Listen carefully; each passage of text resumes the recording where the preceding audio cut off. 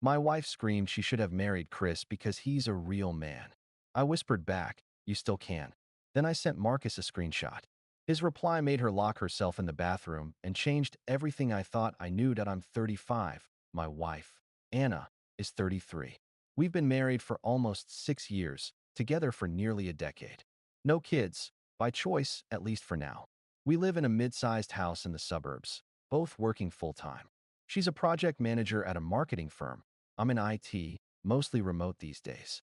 From the outside, we probably look like one of those couples who have it all figured out. Dual incomes, a decent house, a reliable little hatchback in the driveway, friends we see on weekends, a vacation every year. But if you peel back the picture, you start noticing the hairline cracks. Anna has always been restless. When we first got together, it felt like an adventure. She was the spontaneous one, dragging me to concerts, signing us up for last-minute road trips, insisting we order the weirdest thing on the menu. She made life exciting. I grounded her in return, paid bills on time, kept the car serviced, remembered her mom's birthday. Over the years, though, her restlessness morphed into something sharper. She'd make little comments, disguised as jokes. Chris would have carried all those groceries in one trip. Chris would never wear those old sneakers to a party. Chris knows how to fix a sink without calling a plumber. Always Chris. Chris was her college boyfriend, the fun one she used to tell stories about. The guy who hitchhiked across Europe one summer, who played in a band, who supposedly knew how to make every night an adventure. When she first mentioned him, I didn't think much of it. Everyone has a past. But over time, the mentions turned into comparisons. Comparisons turned into digs. Digs turned into outright irritation. It chipped at me, little by little. Marcus was a different story.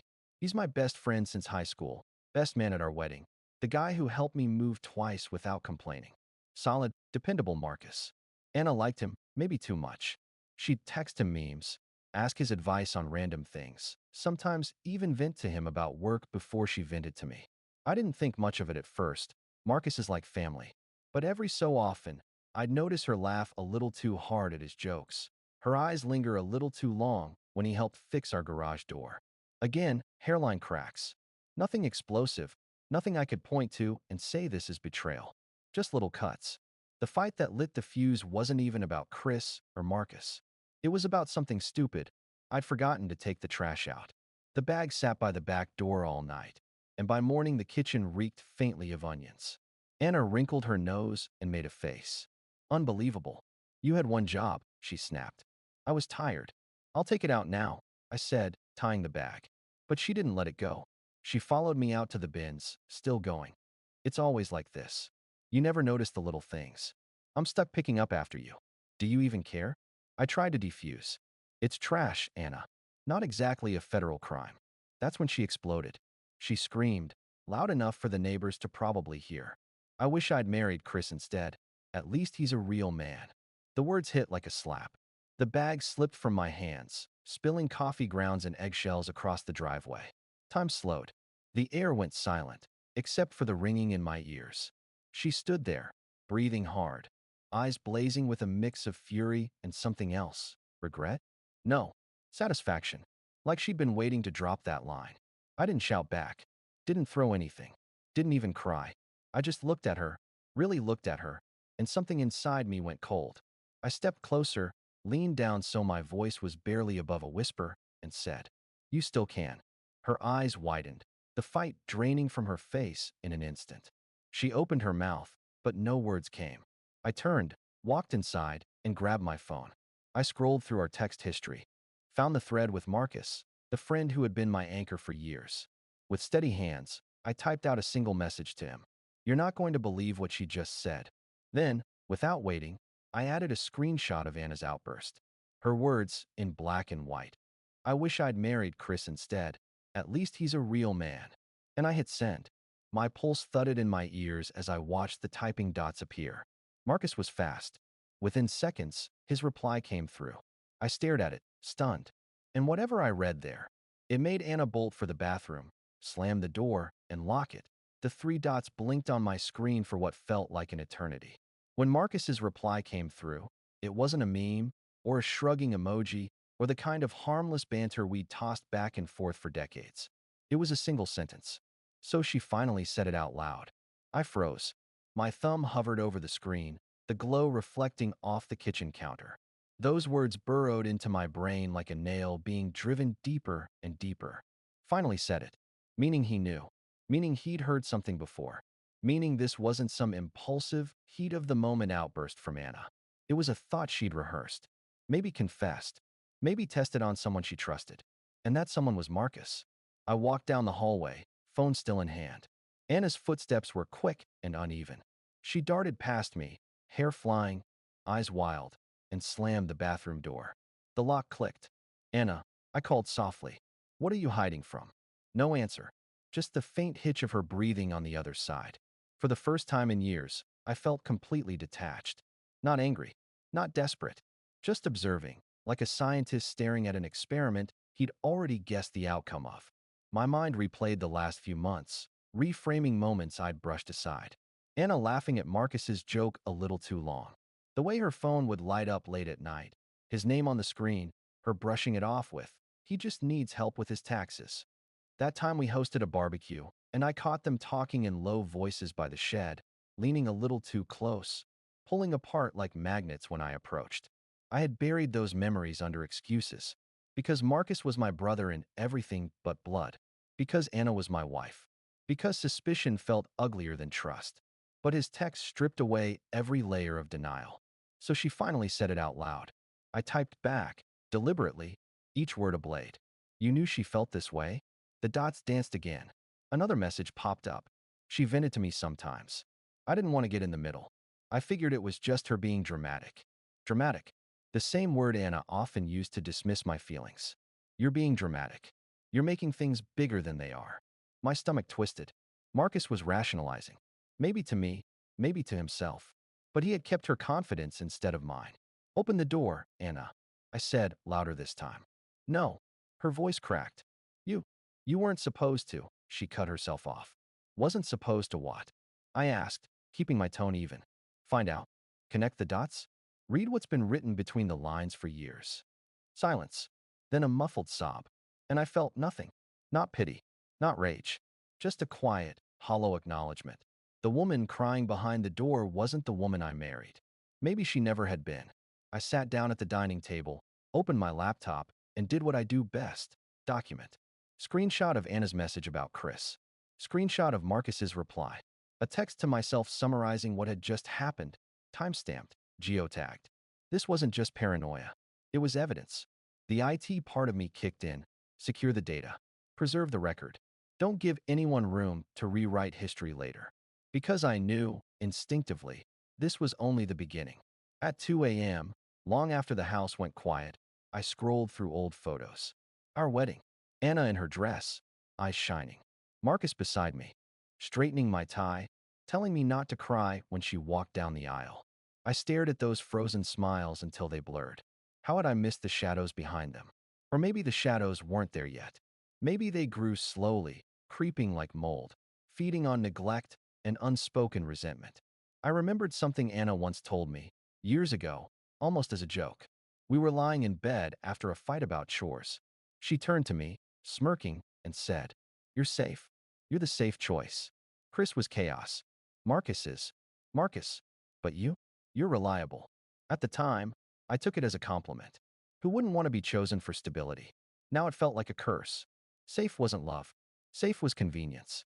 The bathroom door finally creaked open around 4 a.m. Anna emerged, face blotchy, eyes swollen. She didn't look at me, just walked past to the bedroom and curled up on her side of the bed. I stayed at the table, watching the cursor blink on my screen. I typed a new message to Marcus but didn't send it. If you're in love with her, just say it.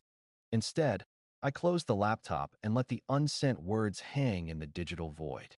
Because the truth was already there. And once truth is spoken, it doesn't go back in the box. That night marked the shift, the quiet before the storm. Anna's scream, my whisper, Marcus's reply. It all fused into a single crack across the foundation of my marriage. And I knew, with a chilling clarity, that the house we had built together was about to collapse. Update 1:2 days passed before I saw Marcus in person. We met at a diner halfway between our houses. The same place we'd been grabbing late-night burgers since high school. Normally, sitting across from him felt like slipping into an old, comfortable hoodie. But this time, it was like wearing someone else's skin. He slid into the booth with a cautious smile. Hey man, I didn't return it.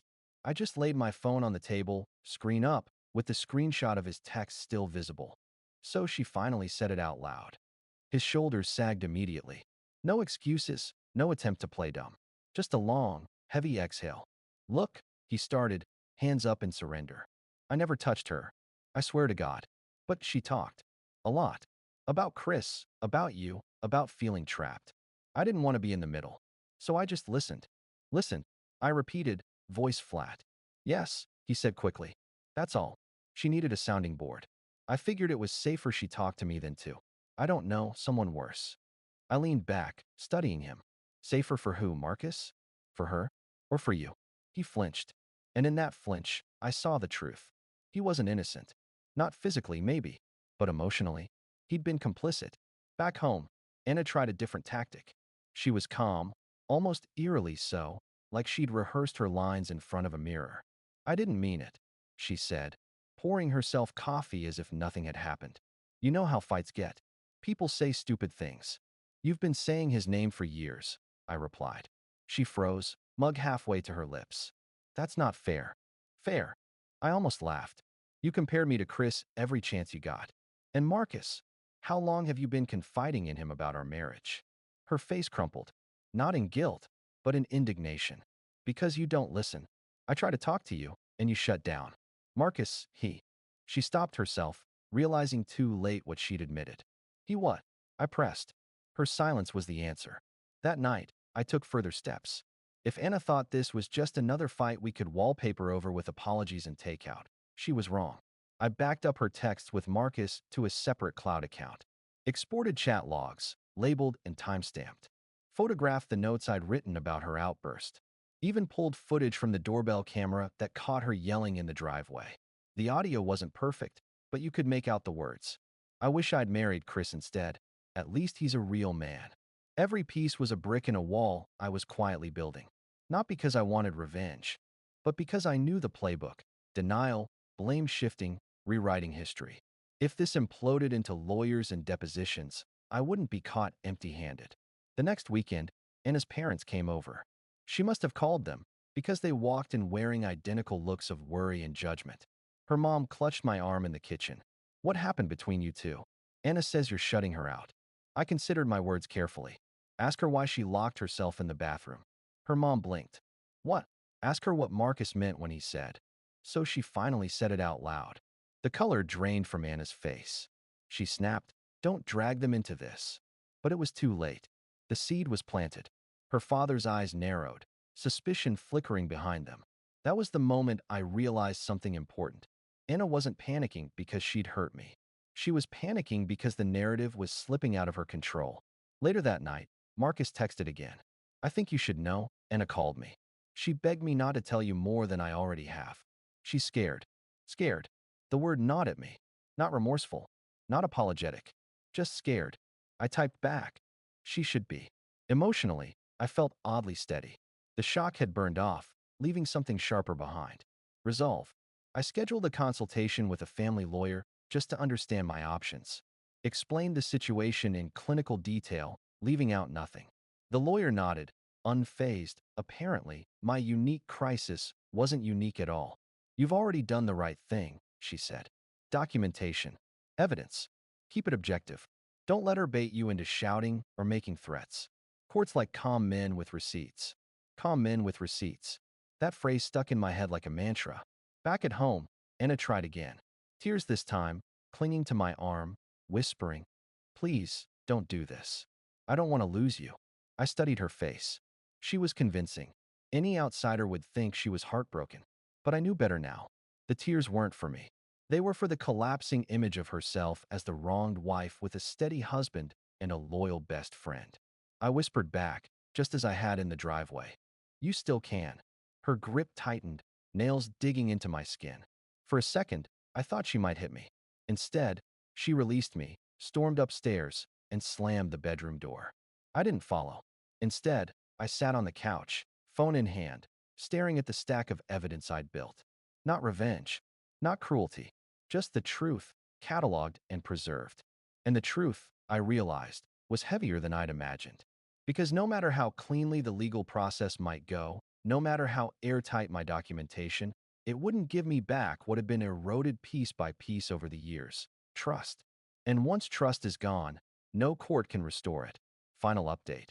It's been 6 months since that night in the driveway, when Anna screamed about Chris and Marcus sent me the text that shattered whatever illusion of safety I had left. People asked me for a clean ending. Did I file for divorce? Did Marcus confess? Did Anna beg me back? Life doesn't wrap itself in neat little bows. It unravels in long, messy strands. But here's what happened. The legal side. I filed for separation a week after my lawyer consultation. Anna's tears, her parents' pleas, even Marcus's awkward, "Maybe we can all talk this through," none of it swayed me. The lawyer helped me craft a petition that was factual, not emotional. Attached were the screenshots, the transcribed audio from the doorbell camera, and my written account of events. Objective, time-stamped, unemotional.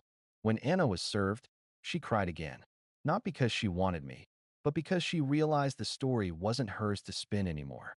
She tried to argue that nothing physical had happened with Marcus. That may even be true, but emotional betrayal cuts as deeply, if not deeper. Courts don't really differentiate. Betrayal is betrayal. The process is still ongoing: paperwork, mediation, financial disentanglement. It's tedious, not dramatic, but it's movement. Marcus, we had one final conversation, face to face. He showed up at my door one evening, hands shoved in his jacket pockets, looking 10 years older than the last time I'd seen him. "I'm sorry," he said, before I could even speak. "I should have shut it down. I should have told you." I stared at him, searching for the friend I'd known since high school. The guy who bailed me out when my car broke down, who stayed up with me the night before my wedding, telling me I was making the best choice of my life. That guy was gone. "You weren't her accomplice," I said finally. "But you weren't my friend, either. Not when it mattered." His eyes welled, but he didn't argue. He just nodded and left. We haven't spoken since. Anna, she's still in the house for now, because the property division hasn't gone through. We live like polite strangers. She cooks dinner for herself. I eat in my office. She watches TV in the living room. I retreat upstairs with my laptop. Sometimes I catch her staring at me, like she's waiting for me to soften, to open the door to reconciliation. But the door isn't locked. It's bricked over. One night, she whispered, almost to herself, "I don't know who I am without you." And for the first time, I felt something other than emptiness. Not love, not pity, just recognition. She was right. And that was the problem all along. She defined herself by the men orbiting her. Chris, the real man. Marcus, the confidant. Me, the safe harbor. She never learned to stand alone. That's not something I can fix for her. Friends and family. The ripple effect was brutal. Some friends took Anna's side, claiming I was cold or too calculated. Others rallied around me, applauding my restraint. The truth is, both sides were right. I was cold. I was calculated. But that's what survival looked like. My parents quietly supported me, dropping off meals when the paperwork got overwhelming. Anna's parents still send texts begging me to reconsider, as if their daughter's stability rests on my forgiveness. I ignore them. Marcus's silence speaks volumes. I hear from mutual acquaintances that he's keeping to himself these days. Good. Me. The hardest part hasn't been the divorce, or the betrayal, or even the loss of Marcus. The hardest part has been sitting with myself in the quiet, realizing how much of my identity was wrapped around being the safe choice, the dependable one, the man who didn't cause chaos, who held the pieces together. But when Anna broke the illusion, I had to confront the truth. Safety without respect is just stagnation. Stability without honesty is just a cage. Therapy has helped. Journaling, too. I'm learning not to see vigilance as paranoia, but as awareness. I'm learning that my calmness, my ability to gather evidence instead of lashing out, is strength, not weakness. But I'm also learning that strength doesn't mean shutting everyone out. Trust will take time, but trust isn't dead. The final whisper. People sometimes ask if I regret whispering, "You still can," in that driveway. No, that whisper wasn't permission. It was liberation. A reminder to myself that I don't have to cling to someone who wishes they were elsewhere. that I'm not obligated to keep carrying a marriage she was already dismantling in her head. It was the first time in years I said something not to keep the peace, not to patch the cracks, but to speak the truth. And the truth, heavy as it is the only solid ground I have left. So here I am, 35, halfway through a divorce, down one wife and one best friend. The house feels bigger, quieter.